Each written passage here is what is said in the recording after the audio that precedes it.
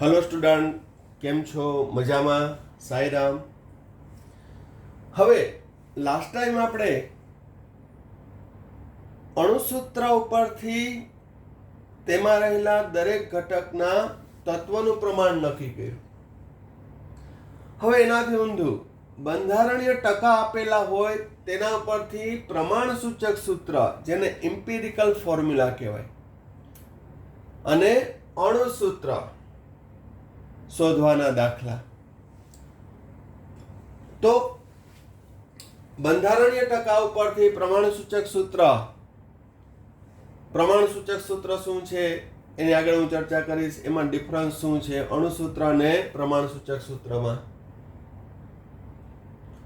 તો એ આપણે દાખલો ગણાવીશ. પછી પ્રમાણસૂચક સૂત્ર આવશે, અણુસૂત્ર આવશે, એના ઉપરથી એનો ડિફરન્સ કહીશ. પણ એ પહેલા બંધારણીય ટકા આપ્યા હોય તો કઈ રીતે પ્રમાણસૂચક સૂત્ર અને અણુસૂત્ર શોધવાનું, તો ચાલો એક ઉદાહરણ તરીકે જોઈએ. એક કાર્બનિક સંયોજનનો અણુભાર 180 ગ્રામ પ્રતિ મોલ આપી દીધો છે. એ કાર્બનિક સંયોજનમાં કાર્બન, હાઇડ્રોજન, ઓક્સિજનના ટકા અનુક્રમે 40%, 6.67% અને 53.33% હોય તો તેનું પ્રમાણસૂચક સૂત્ર અને અણુસૂત્ર શોધો. આ રકમ આપેલી છે. તો આપણે કઈ રીતે શરૂઆત કરશું? હવે સૌપ્રથમ તત્વ કયું છે? તો કે કાર્બન, હાઇડ્રોજન અને ઓક્સિજન. એના ટકા કેટલા આપ્યા છે? તો કે કાર્બનના 40%, હાઇડ્રોજનના 6.67%, ઓક્સિજનના 53.33%. ટોટલ જોઈ લેવાનો, 100% થાય છે કે નહીં? તો કે થાય છે. હવે એનો પરમાણુ ભાર, કાર્બનનો પરમાણુ ભાર 12, હાઇડ્રોજનનો 1, ઓક્સિજનનો 16. અહીં તત્વ લીધા છે એટલે એના પરમાણુ ભાર જ લેવાના. આટલી વિગતો રકમમાં આપી છે. હવે પરમાણુ સંખ્યા, તો પરમાણુ સંખ્યા શોધવાની છે. તો પરમાણુ સંખ્યા એટલે ટકા ભાગ્યા પરમાણુ ભાર. ટકા 40 ભાગ્યા પરમાણુ ભાર 12, તો જવાબ આવશે 3.33. 6.67 ભાગ્યા 1, 6.67. 53.33 ભાગ્યા 16, જવાબ આવશે 3.33.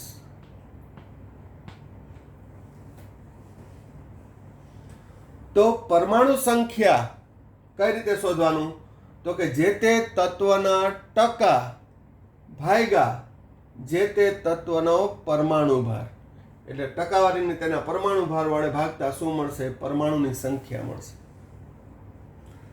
હવે સાદો ગુણોત્તર, પરમાણુ સંખ્યા મળી જાય એટલે એના ઉપરથી સાદો ગુણોત્તર. સાદો ગુણોત્તર કઈ રીતે શોધશું? તો આની અંદર પરમાણુ સંખ્યા ભાગ્યા નાનામાં નાની પરમાણુ સંખ્યા.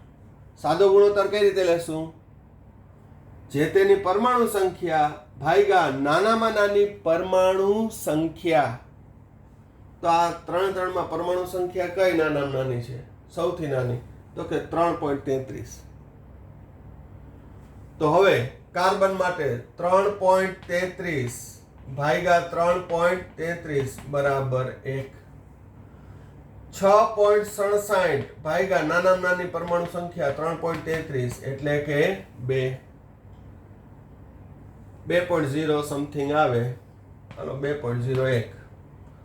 3.33 ભાગ્યા 3.33 બરાબર 1.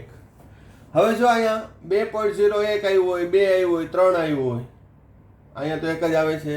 તો પૂર્ણાંક સંખ્યા 1, અહીંયા 2, અહીંયા 1.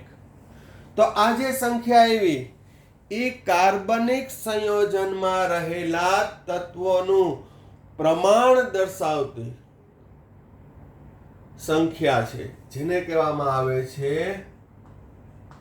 પ્રમાણ સૂચક સૂત્ર empirical formula carbon 1 hydrogen 2 oxygen 1 તો પ્રમાણ સૂચક સૂત્ર શું આવશે C1H2O1 એટલે કે CH2O કારણ કે 1 આપણે દર્શાવતા નથી. હવે આ પ્રમાણ સૂચક સૂત્ર મળી ગયું કયું CH2O. હવે નેક્સ્ટ પોઈન્ટ પ્રમાણ સૂચક સૂત્ર મળી જાય ત્યારબાદ તેનો પ્રમાણ સૂચક સૂત્રભાર. તો પ્રમાણ સૂચક સૂત્રભાર કઈ રીતે ગણવાનો? તો કે પ્રમાણ સૂચક સૂત્રનું દળ જેમ અણુ સૂત્ર ઉપરથી અણુભાર ગણીએ તેમ પ્રમાણ સૂચક સૂત્ર ઉપરથી પરમાણુ ભાર સૂત્રભાર. તો અહીં કાર્બન કેટલા છે 1 એટલે 12, 2 હાઇડ્રોજનના અને 16 ઓક્સિજનના કેટલા થશે? ટોટલ મારશો તો 30 ગ્રામ પ્રતિ સૂત્ર.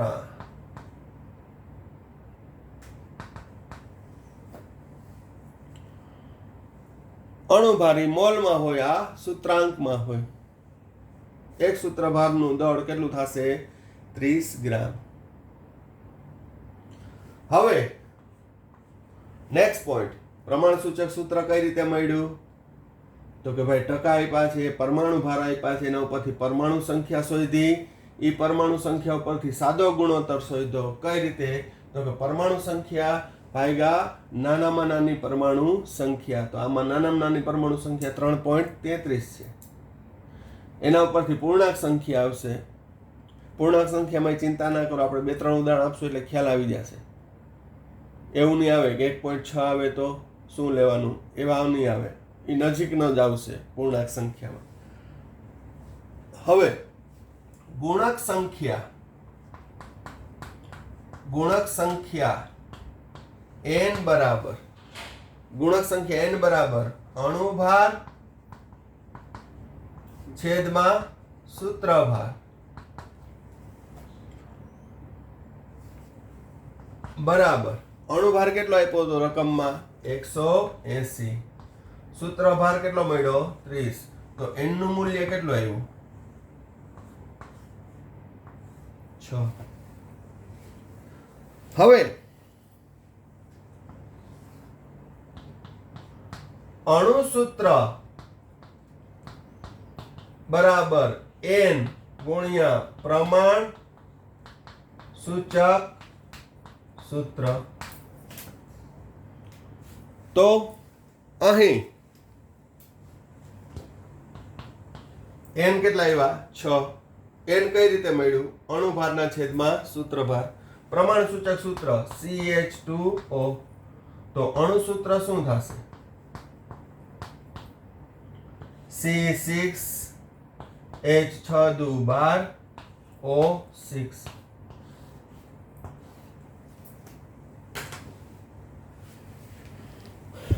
હવે અહીં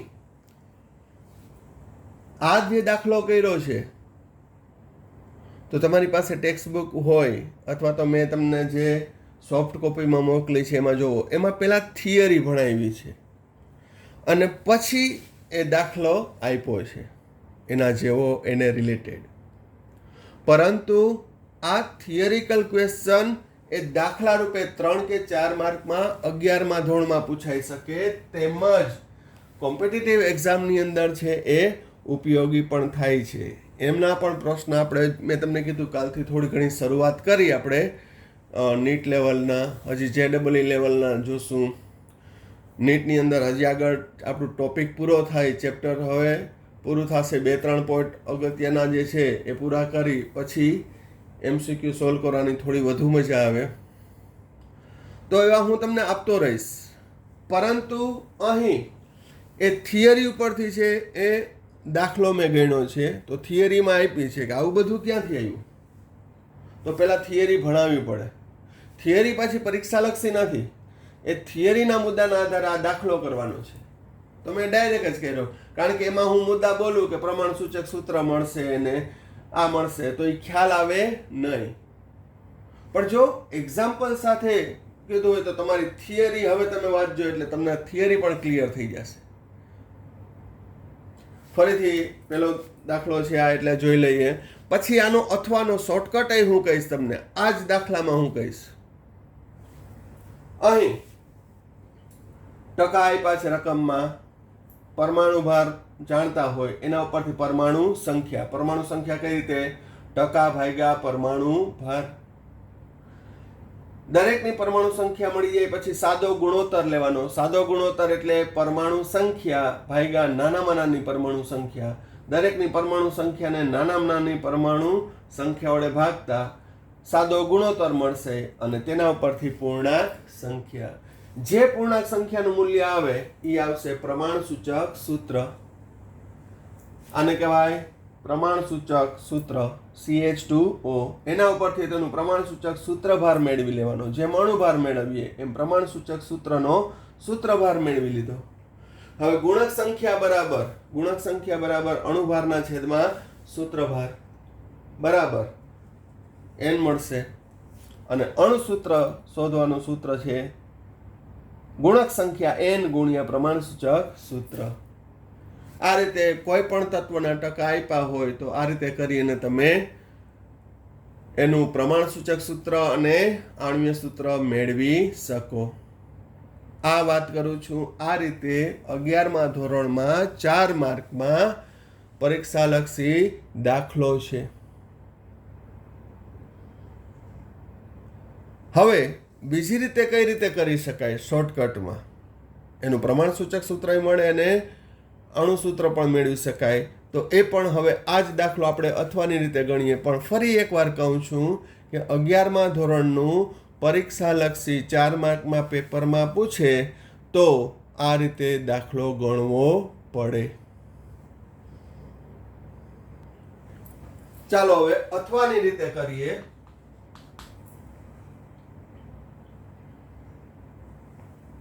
કે કાર્બનનું દળ કેટલું, એની પરમાણુ સંખ્યા કેટલી? તો કે કાર્બનના ટકા આપ્યા છે 40%.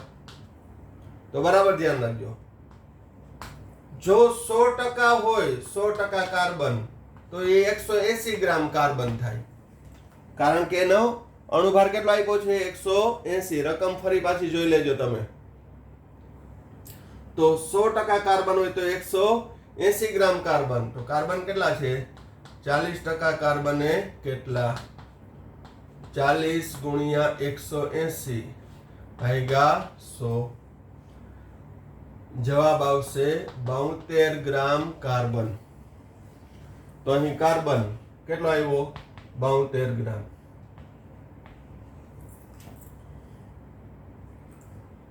કાર્બન કેટલો આવ્યો? 72 ગ્રામ. હવે હાઇડ્રોજન છે એ કેટલો છે? 100% હાઇડ્રોજન હોય તો 180 ગ્રામ હાઇડ્રોજન. તો હાઇડ્રોજનના ટકા કેટલા આપ્યા છે? 6.67. તો 6.67 ગુણ્યા 180 ભાગ્યા 100. હાઇડ્રોજનનું દળ આવશે, સાદરૂપ આપશો એટલે 12.006. રાઉન્ડ અપ લઈ લઉં 12 ગ્રામ.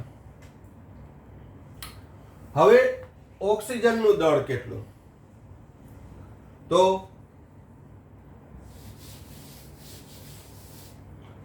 ઓક્સિજનના દળમાં જો 100% ઓક્સિજન હોય તો 180 ગ્રામ ઓક્સિજન થાય.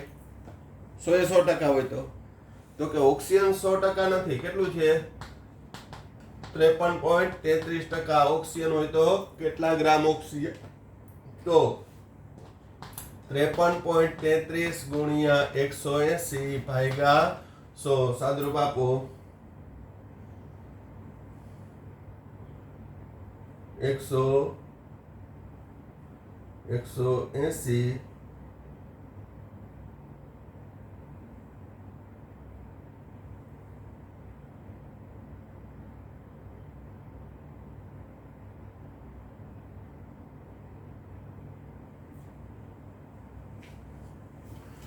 95.99 એટલે 96 ગ્રામ. કેટલો આવશે? 96 ગ્રામ. તો અણુભાર આપ્યો તો તેના ઉપરથી છે એ આપણે દરેક તત્વનું દળ નક્કી કરી નાખ્યું. ટોટલ મારો જ આનું 180 થાય છે. તો કે 180 ગ્રામ કુલ એ કાર્બનિક સંયોજનનું દળ છે, જેમાં કાર્બન 72 ગ્રામ છે, હાઇડ્રોજન 12 ગ્રામ છે, ઓક્સિજન 96 ગ્રામ છે. તો દરેકના મોલ શોધી શકાય. કાર્બનના મોલ 72 ભાગ્યા 12, હાઇડ્રોજન 12 ભાગ્યા 1. આ પરમાણુના મોલ છે, પરમાણુના. એટલે દળના છેદમાં પરમાણુ ભાર, દળના છેદમાં પરમાણુ ભાર, દળના છેદમાં પરમાણુ ભાર. તત્વનો પરમાણુ ભાર જ લેવાનો, અણુભાર નહીં. 6 12 6. અણુસૂત્ર આવ્યું C6H12O6. આ શું થયું? અણુસૂત્ર. હવે પ્રમાણ સૂચક સૂત્ર કેમ મેળવવું આમાંથી? તો આમાંથી જો લસા કેટલો નીકળે છે, કોમન કેટલા નીકળે છે? કેટલા નીકળે છે? 6 દેખાય છે ને બધાને? તો 6 કોમન કાઢો તો CH2O. આને કહેવાય પ્રમાણ સૂચક સૂત્ર. અણુસૂત્રનો સાદો ગુણોત્તર, અણુસૂત્રનો સાદો ગુણોત્તર એ પ્રમાણ સૂચક સૂત્ર છે. એનો મતલબ કે અહીં 1:2:1 છે. ગ્લુકોઝ સંયોજન થશે. ગ્લુકોઝ સંયોજનમાં કાર્બન, હાઇડ્રોજન અને ઓક્સિજનનું મોલ પ્રમાણ કેટલું છે? 1:2:1. ખ્યાલ આવે છે? આ એટલા માટે કહું કે ફક્ત 11મા ધોરણની અંદર 4 માર્ક પૂરતો દાખલો નથી, પણ મેં તમને કીધું કે મોલ સંકલ્પનાની જેમ આ ટોપિકમાંથી પણ કોમ્પિટિટિવ એક્ઝામ લેવલના ક્વેશ્ચન પૂછાયેલા છે અને ફ્યુચરમાં પૂછાઈ શકે. આપણે પ્રેક્ટિસ કરશું હજી. આ એક જ દાખલો બે રીતે, પછી બધા દાખલા છે એ બે રીતે નહીં ગણું. તમારે પ્રેક્ટિસ માટે ગણવું હોય તો ગણી શકો. ઓકે. બીજું ઉદાહરણ કોયડો 1.1 ટેક્સ્ટબુકનો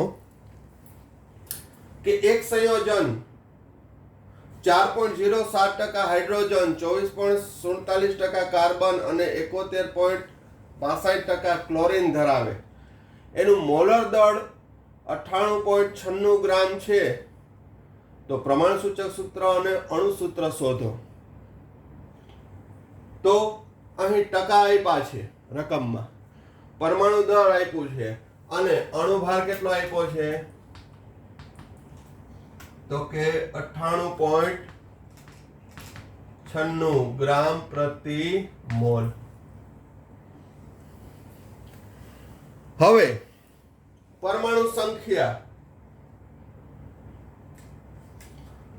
ટકા ભાગ્યા તેનો પરમાણુ ભાર 2.04 આવશે. 4.07% ભાગ્યા 1, 4.07.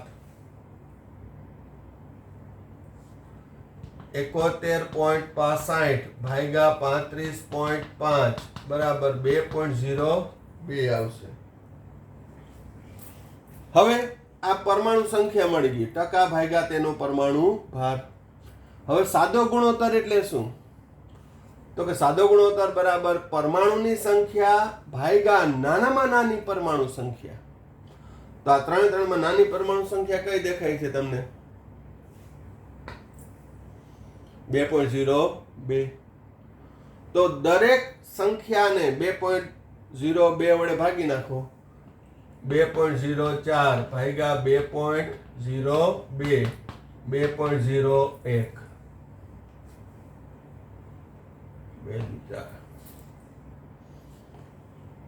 4 4.07 ભાગ્યા 2.02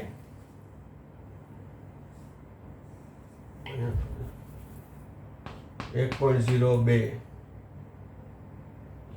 2 દુ 4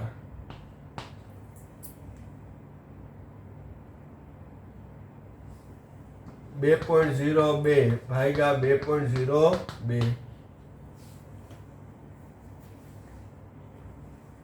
આટલો આવશે. હવે પૂર્ણાંક સંખ્યા તો 1.02 એટલે કેટલા ગણીએ 1 અહીંયા 2 અહીંયા 1 તો આ આવશે પરમાણુની સાદી નાની પૂર્ણાંક સંખ્યા જેને આપણે શું કહીએ છીએ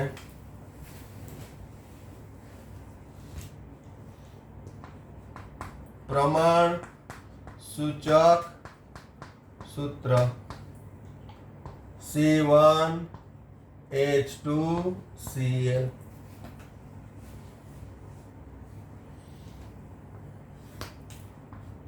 તેનો સૂત્રભાર કેટલો આવશે? સૂત્રભાર પ્રમાણ સૂચક સૂત્ર 12 + 2 + 35.5 14 ને 35 49.5.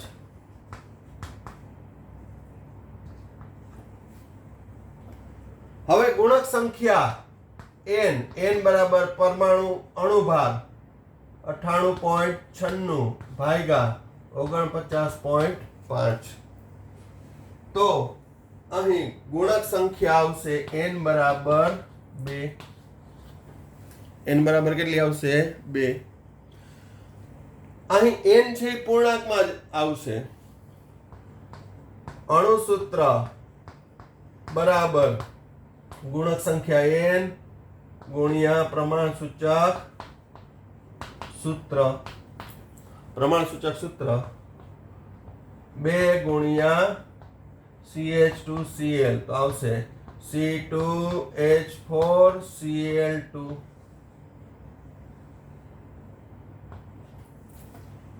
અણુસૂત્ર શું આવશે? C2H4Cl2. ખ્યાલ આવે છે?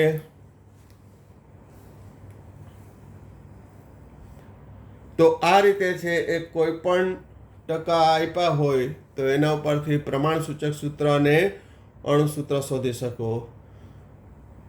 11માના પરીક્ષા લક્ષી આટલા સ્ટેપ તમારે કરવા પડે. MCQ ની અંદર પૂછાણો હોય તો તમે ત્રિરાશિ માંડી એનું દળ શોધી અને સૂત્ર શોધી શકો. આમાં પણ તમે જોશો હવે ઊંધું અણુસૂત્રમાં કેટલા કોમન નીકળે છે? 2. તો એનું 2 કોમન કાઢો તો પ્રમાણ સૂચક સૂત્ર મળી જાય. ખ્યાલ આવી ગયો? હવે દાખલા તરીકે C2H2O4 આ ઓક્ઝેલિક એસિડ છે અથવા H2C2O4 નિર્જળ ઓક્ઝેલિક એસિડ ટમેટાના રસમાં હોય તે. હવે આ અણુસૂત્ર છે ઓક્ઝેલિક એસિડનું. હવે આનું પ્રમાણ સૂચક સૂત્ર પૂછે તો આ શું છે? અણુસૂત્ર. તો પ્રમાણ સૂચક સૂત્ર આમાંથી કેટલા? 2 કોમન નીકળે છે તો શું? CH O2 ડાયરેક્ટ કહી શકો તમે. બીજું ઉદાહરણ આપું કે C2H4O2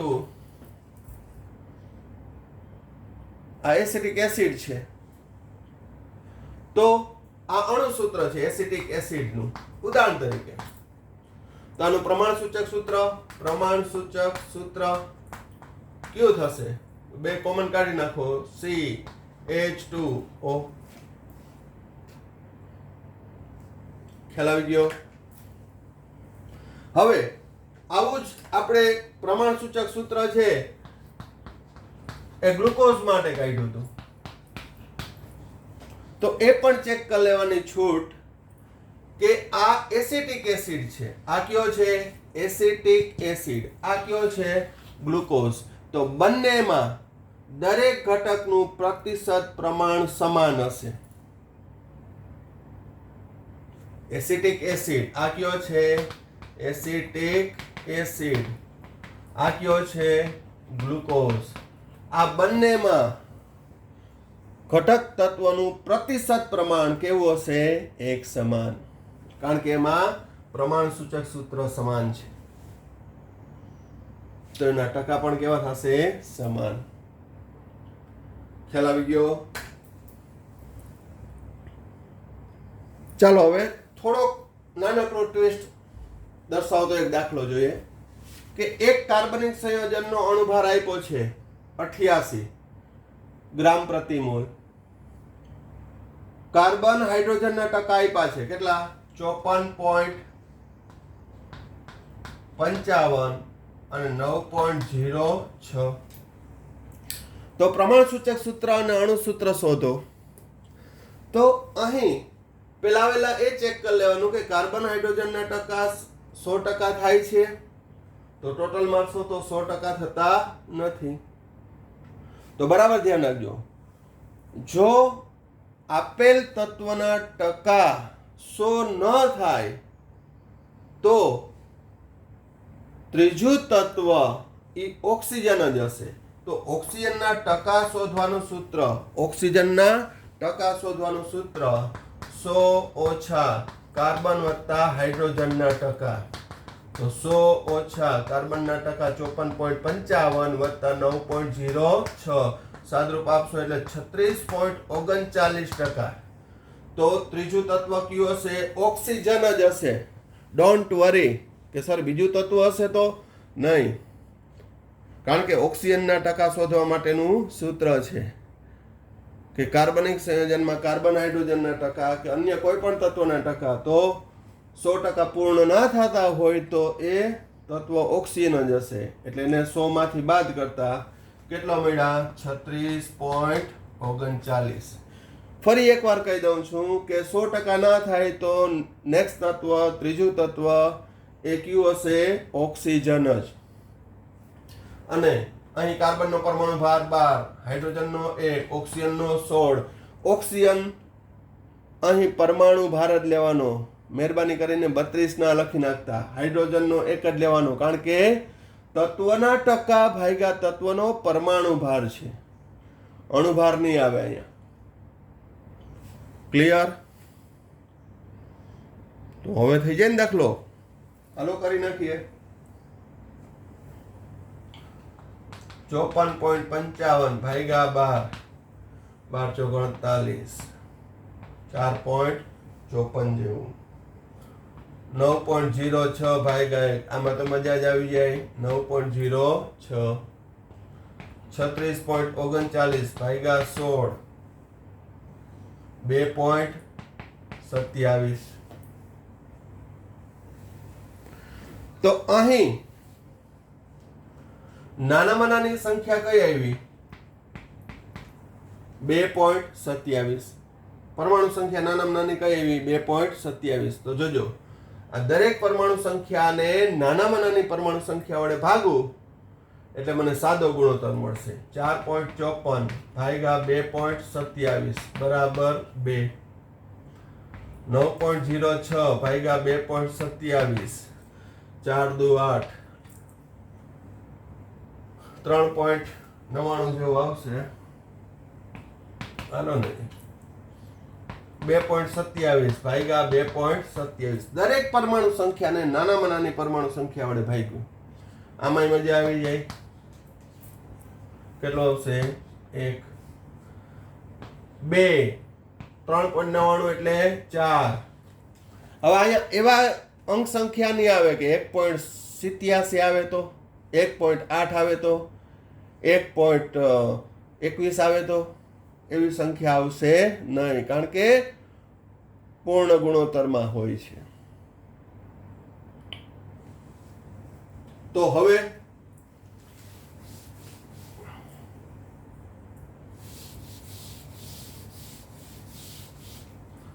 શું મળી ગયું તમને? કાર્બનની 2, હાઇડ્રોજનની 4, ઓક્સિજનની 2. એને શું કહેવાય? પ્રમાણ સૂચક સૂત્ર શું થયું? C2H4O2 એનું સૂત્ર દળ નક્કી કરી લ્યો. સૂત્ર દળ 12 દુ 24, હાઇડ્રોજનના 4 એકુ 4 ને 16 દુ ને 32.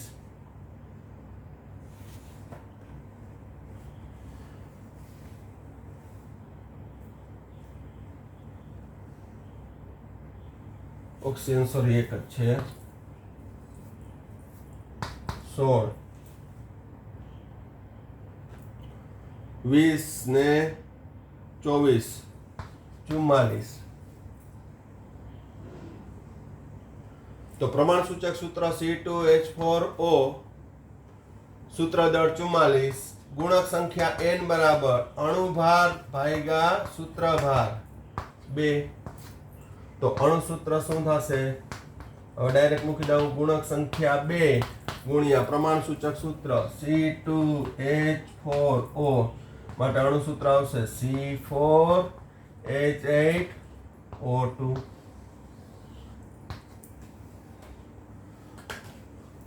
તો આ રીતે કુલ ટકા 100 ના થતા હોય તો ત્રીજું તત્વ ઓક્સિજન જ હશે, જેને 100% માંથી કાર્બન હાઇડ્રોજનના ટકા બાદ કરી દો એટલે ઓક્સિજનના ટકા મળશે.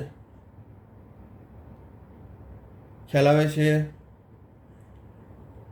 તો આ ઉપરાંત એક્સ્ટ્રા હું મટીરિયલની અંદર તમને પ્રેક્ટિસ માટે મોકલીશ, એ બધા ગણી નાખવાના છે. તો અહીં આજના ટોપિકમાં આપણે ભણ્યા આપેલ ટકાવાર ઉપરથી પ્રમાણ સૂચક સૂત્ર અને આણ્વીય સૂત્ર શોધવાનું. કુલ ટકા 100 ના થતા હોય એવા ઉદાહરણ પણ હું તમને મોકલીશ.